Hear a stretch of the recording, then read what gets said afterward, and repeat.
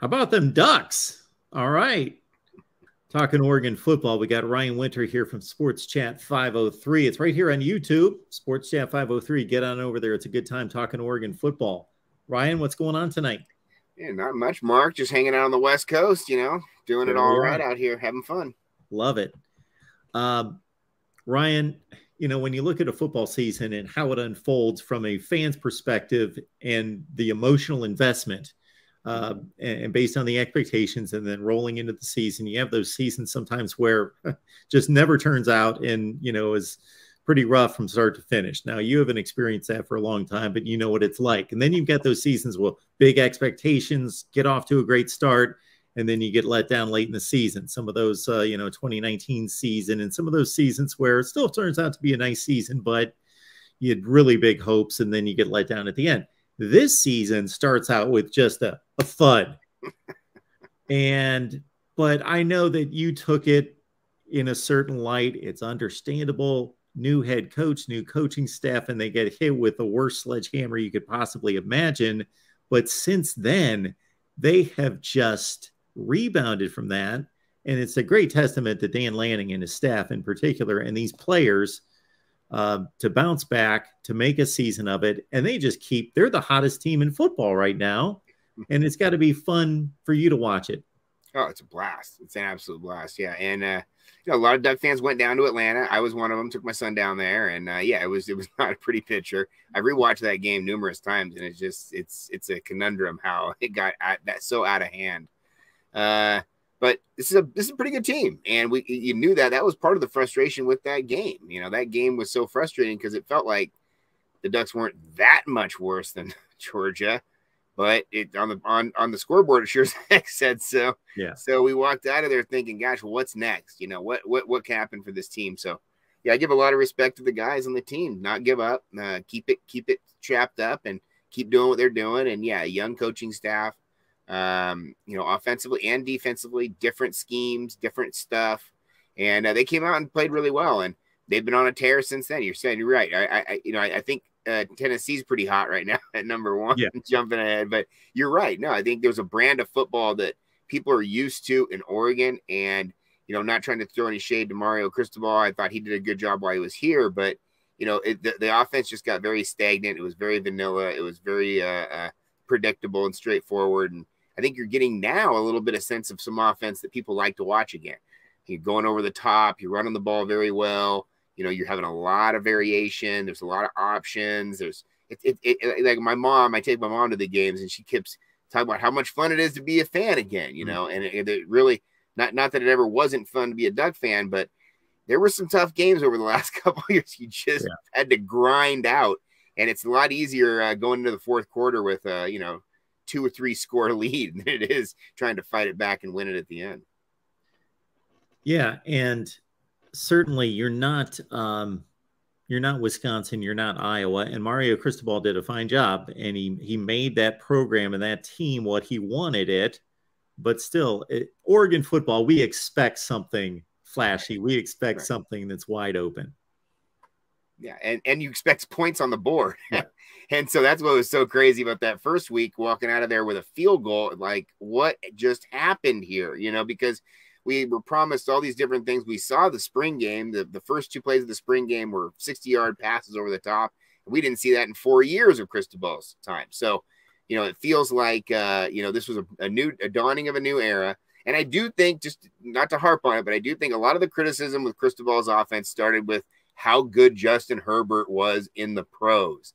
The difference of this guy from college to pro was significant. And I think a lot of people just looked at that and said, wait, whoa, where was this guy? We had 4 years of Herbert here. And what are we talking about? So I do think that this is an offense where they've given it to Bo Nix. They put the keys in his hands. He's very comfortable in the pocket. He's seen a lot of football. He's very veteran on that level, and he's making right decisions, and he's having a ball doing it. I mean, how much fun is it to run this offense if you're Bo Nix right now? Yeah, and Oregon's rebirth of sorts kind of mirrors Bo Nix's, and what people are seeing out of him, and anybody paying attention is understanding what kind of season he's having. So It's been fun to see a guy that's been knocked around a little bit, been criticized quite a bit by various fan bases, and a guy that bounced back from again a rough beginning to show what he's worth. Yeah, and a rough beginning to this Georgia game when kept hearing everything. Boy, I mean, I heard a lot of it. Walking out of that stadium from the Georgia fans, they were letting us hear it. And I think it's really important that you understand we love college football. We all love college football, but these are kids. These are 18 to 22-year-old guys, maybe 23, 24, 25 if you're going on the mission or something for BYU. But most of these guys are in their early 20s. They're very young and they're learning. They're still learning. This is a game that's throwing a lot at them very fast. You've got grown men who've been doing this for a long time, scheming up against these guys. And these kids have to go out and play the game. And a lot's expected of these guys right out of the gate. This is a guy that started as a freshman. And we know because he started that first game against the Ducks and won it with that last second.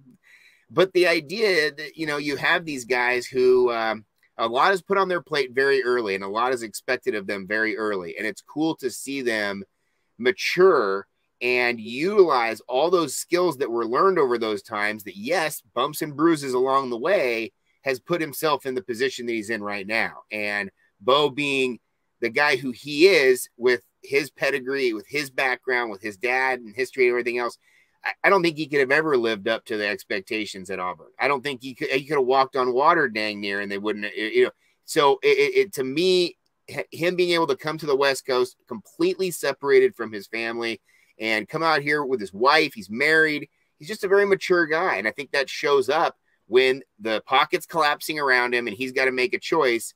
He's a smooth operator this year. He's not running for his life. He's got a great offensive line. He's not trying to make the hero throw.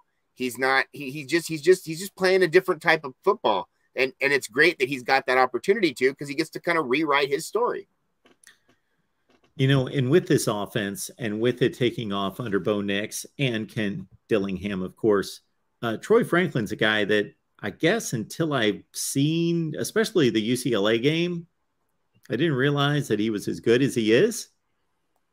Yeah. Well, there's, again, young guys come into the program. He comes in last year and a lot is expected of these. There's a great recruiting class they had last year of wide receivers. And, Oregon, for whatever it's worth, has always had great running backs, quarterbacks, offensive line, but has not really recruited the highest end of wide receiver. A lot of their wide receivers are guys that maybe didn't get recruited by USC and maybe kind of think of they got the chip on their shoulder a little bit.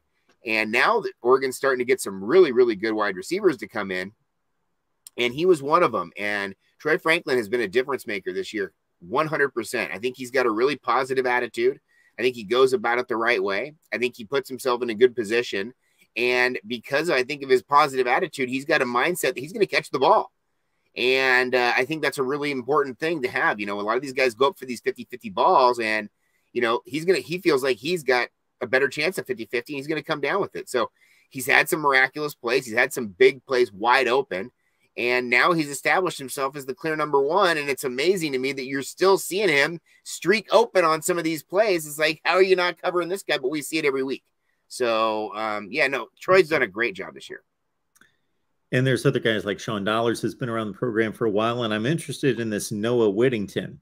So he comes in from Western Kentucky. He had a heck of a game this past weekend, has had a nice season, 3 touchdowns, 6.5 yards per carry. So a lot of weapons out there, a lot of versatile guys that do different things, and they're spreading the ball all over the place. Well, the 2 transfers for the running backs have made a huge difference. Bucky Irving from Minnesota and Noah Whittington, from Western Kentucky. Both have come in and made an immediate difference on day one, to the point where we had some guys get injured and haven't really seen guys come back to the fold yet.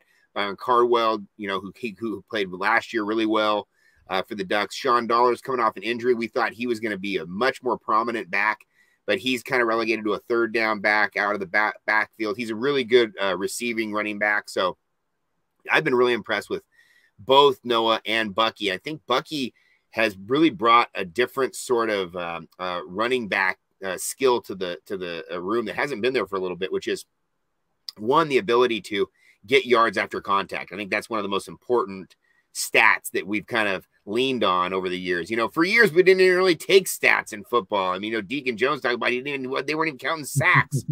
But these yards after contact are so much more important for the running back than just the overall yardage sometimes, because a lot of these guys sometimes will run free. They'll have a 50-yard run. It'll boost up their kind of number, whatever, and it'll kind of manipulate the number. Yards after contact is a true number that you can really lean on, because that's a running back going through the second progression of the play. And he's already gone through the first line of scrimmage. Now he's on to the backers. Now he's got to do something. Maybe there's spin move there. Maybe there's a cut, jump step, or whatever the case may be. But that's where a running back is really a running back. And that yards after contact is an amazing situation that both these guys have done a really good job at. They're both low to the ground, but they both are pretty fast. They're both strong. And I think that's the other thing to kind of look at big picture is, we're in the era of the transfer portal.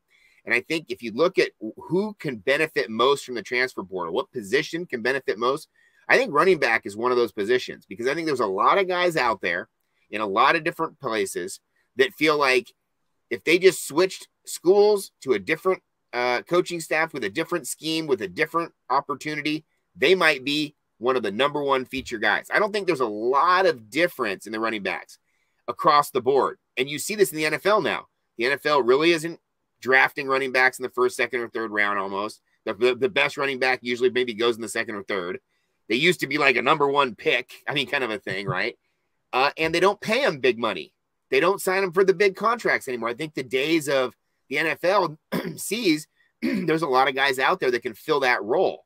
And so you take a guy like, Bucky Irving, who did good work last year at Minnesota, pretty reputable team, Minnesota, rowing the boat over there as a true freshman, gets a transfer opportunity, comes over here, and just so happens runs up on a beautiful offensive line that's a very veteran group, a new coaching staff with a new mindset that might be able to feature him a little bit better. All of a sudden, his stock just goes up through the roof. I don't think anybody's really talking about him or Noah Whittington at Western Kentucky. And all of a sudden now they can come out here and be a feature back just by a transfer. So I don't know if that's necessarily the case. We always know that the quarterback is probably the biggest thing because guys can move around. But I think it's underrated to look at the running backs in the transfer portal. I think running backs can really make a difference because there's not many guys out there that are a proven number one guy like a Zach Charbonnet for UCLA, a guy who looks the part, looks like he's an NFL back. For Oregon, it was Jonathan Stewart. The guy came in as a freshman. Like, oh, that guy's a professional. That guy, there's not many guys like that.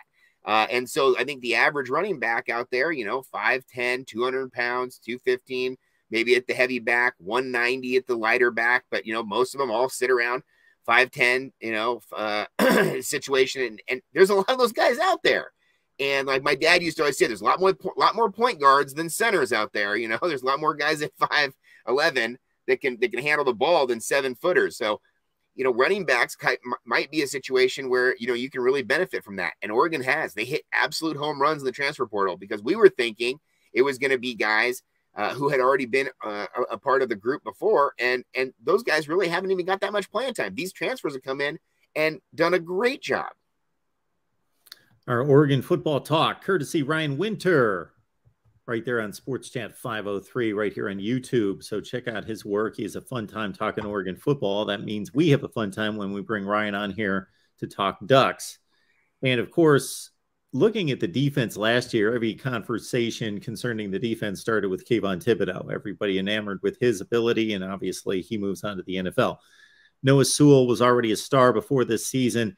Bennett Williams is a guy, obviously, his absence was enormous last year, and he jumps out at me every time I watch Oregon play.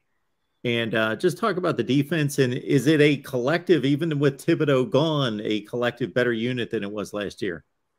It's hard to say on the defense. The defense, I feel like is a pretty good defense. It's just the problem is they're not good in third down conversion. And they weren't good last year, and they aren't good this year under a new scheme with different players or some of the same players, like you said before, who rotated up. And yeah, everybody kind of thought it was going to be the Noah Sewell show this year. Noah had to do a lot last year because the linebacker core was really depleted with injury. They came out, they were starting freshmen against Ohio State in week 2 because they had injuries in the linebacker room that was so severe that there was, 2 or 3 guys injured right out of the gate. The 2 starting middle linebackers got injured in the first game last year. So Noah had to step up and be everywhere and do everything. And that's where his numbers for tackles just went through the roof. So he had just a crazy year stat-wise last year, and he played good football last year. This year, they've leaned on a lot of guys who have come back from injury, like Jackson LeDuc, who was also a part of that same recruiting class that had Noah Sewell and Justin Flo. Justin Flo's in the mix, who also has a huge following, and people are super excited about, partially because he almost acts like a WWF wrestler from the 80s, like an Ultimate Warrior type. This guy is intense. But the idea is that you're looking at a defense that really had a one-man operation last year that everybody focused on Kayvon Thibodeau, because everybody knew at the start of the year that he was going to be a really high draft pick in the NFL draft. And so it kind of took a little bit of shine off of other guys. Brandon Dorlus, for example, a really good interior lineman that has now moved out to the outside and doing a lot of stuff that Kayvon did last year, even to the point of dropping back in coverage, like we saw Kayvon do a little bit last year. Guys like Jeffrey Bossa, a linebacker who was a safety last year, who had to move up into the linebacker room because there were no linebackers because everybody got injured. He stayed on as a linebacker. He's super active and a really good player for Oregon. But you're right. Bennett Williams is a unique guy. This is a guy that went to Illinois. He was a freshman All-American at Illinois his first year, got in some issues, had to leave Illinois, transferred. In the old transfer, we had to wait. Gets to Oregon and really blossoms. He's a smart guy, plays a lot of football. His brother plays at Fresno State. They're just a really good athletic family, and he's really been a leader in the back end of the defense. There's other guys back there, Jamal Hill, who's played good football for Oregon. You have guys on the corner who also have been playing very well. Christian Gonzalez, he was a transfer from Colorado, so this is a big week for him because he gets to go back. Oregon always announces their uniforms, and they put the guys in these pictures and everything for the uniforms. Well, now they're doing it with individual players. They kind of tell a little backstory. And no surprise, this week, Christian Gonzalez is the guy in the uniform because they're going to Colorado. But this is a guy who NFL scouts are looking at because he's a big, rangy corner who's very long. Last week, he got picked on against Cal, which was kind of surprising. But up to that point, he's been the lockdown, shutdown corner. And again, that's coming off of a transfer. So I think you got to just – the transfer portal to me is a part of recruiting now. It's almost a live part of recruiting that you can get guys in the second, third year of their career. Another big part, the last part here about the defense, is up front.